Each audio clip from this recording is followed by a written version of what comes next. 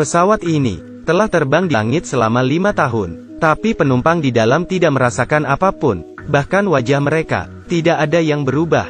Bahkan kerabat mereka berpikir mereka sudah mati. Menara menyetujui permintaan mereka untuk mendarat, tapi ketika penumpang ini mendarat, Jared bertanya padanya, "Bagaimana kamu tahu tentang 2 gadis yang hilang, terkunci di ruangan itu?"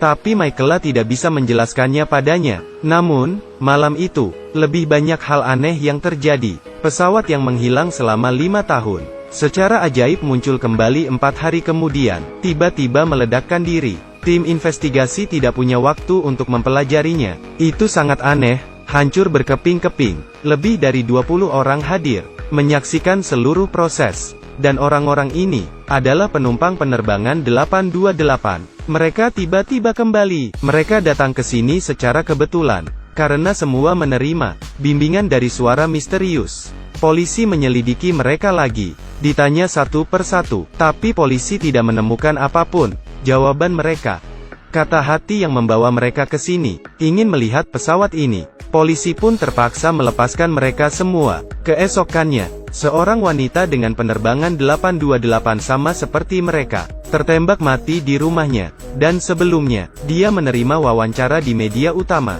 mengaku mengetahui kebenaran tentang hilangnya pesawat, dan mengatakan bahwa pemerintah dalang di balik ini. Demi menemukan kebenarannya, Michaela dan Ben datang ke rumah korban. Menurut suaminya, sejak turun dari pesawat, istrinya berperilaku sangat aneh, mendesak saya untuk menghasilkan banyak uang, dan sekarang berkata aku terlalu banyak uang.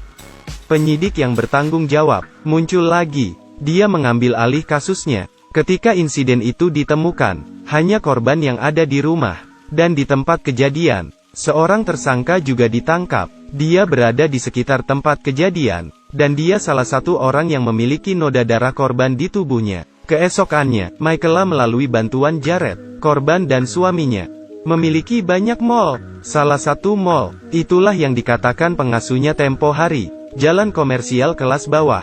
Karena di hari kejadian itu, korban pergi menata rambutnya. Ketika kembali, ada luka di tubuhnya. Jadi keduanya dengan cepat bergegas ke sana. Mereka baru memasuki pintu, seorang penyewa melarikan diri dengan panik. Ben dan adiknya dengan cepat mengikutinya. Setelah tersudut, mereka mencegat wanita itu, dan bertanya, suami korban telah mengoperasikan pencatutan ilegal, dan sebagian besar disewakan kepada penumpang gelap, membebankan biaya tinggi. Setelah mengetahui hal ini, Michaela dengan identitas polisi, menjenguk tersangka. Namun siapa tahu, pria ini setelah mendengar suara tembakan hari itu, lalu pergi memeriksa, dan dia berkata, penumpang di pesawat itu adalah orang-orang terpilih.